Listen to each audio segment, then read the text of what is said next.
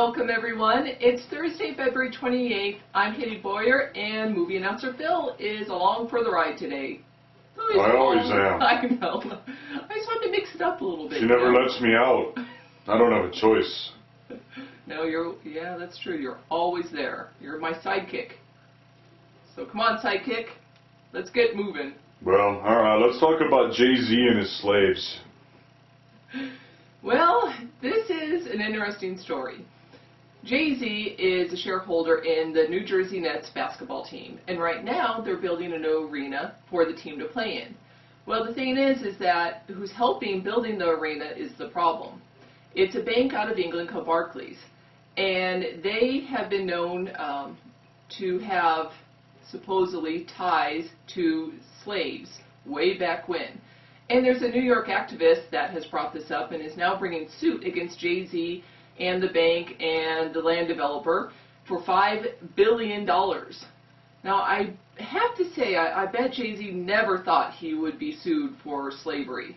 Probably not. Yeah, he probably didn't. Now, this is what part of the lawsuit claims. They are profiting from the African slave trade and continue to profit from these gains through a conspiracy dating back hundreds of years, and continue to oppress black people, enslave them, and unlawfully deport them to all corners of the earth. So no word yet from Jay-Z about this, but like I said, he probably is very shocked by this, I would think. Yes, I think he probably is. I Yes. would be if I was him. Yes. Yeah.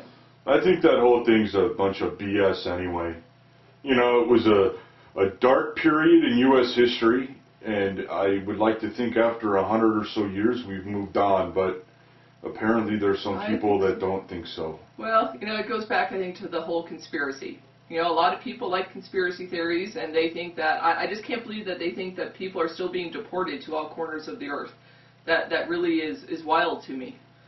So that's strange. Yeah, Yeah. I don't know. Well, let's talk about some more ass clowns. The RIAA. Well, the RIAA pretty much got theirs the other day from a Connecticut judge. She told them in the Atlantic versus Brennan case that you need to actually prove that these people are file sharers. You can't just say because they have the files, they have the songs on their computer, that they are going to share them, but prove it. I like this judge, yay!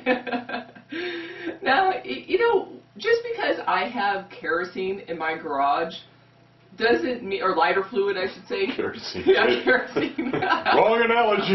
Yes. Wrong one.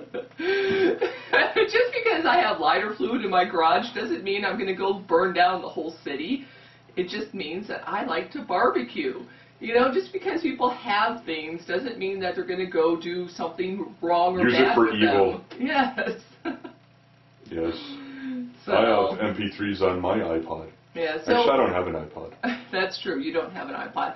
But, you know, this just hopefully opens the doors for all those other judges to look at this and say, yeah, that Connecticut judge is right. And if you'd like to read her 9-page summary, I have a link to it on the Phibble4 page. So come on over, phibble.com/Phibble4. Click on the link, the headline. But Just I have songs on my MP3 player, but that doesn't mean I'm going to share them, or they're stolen. Yeah, well, you know, sharing is caring, but you know, you just got to do it in the right way with the right songs. That's right. Oh, this next one, I don't know. I know you're Irish, but I don't know what your people were thinking over there. Okay, well, let's start off with saying I have never heard of this before. I'm not going to pretend like I did. And there might be many other Americans out there that have never heard of the Eurovision Song Contest.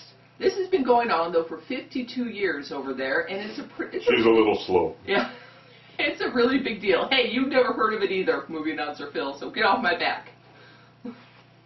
Whew, I told him.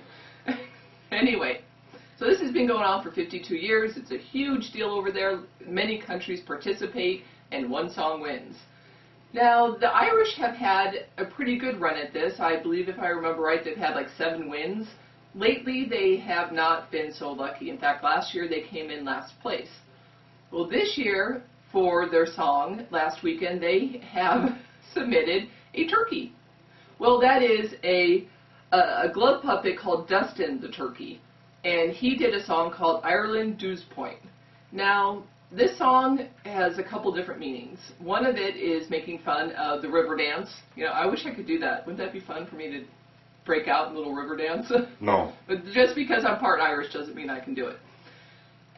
And the other part of the song is letting people know that the Eastern European countries, I guess, have all been always voting just for each other.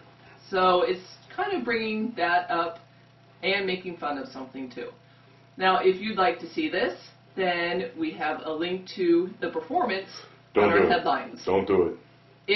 It's pretty crazy, and Don't do it. It did have very mixed reactions in the crowd that night, but that's what they're putting out there for the contest. Horrible. It's interesting, to say the least. It's not interesting. It's horrible. It's interesting. If you say so. Well, we're going to end today, though, with a great band, and it's Finnegan's, and we'll be back tomorrow. It's Friday.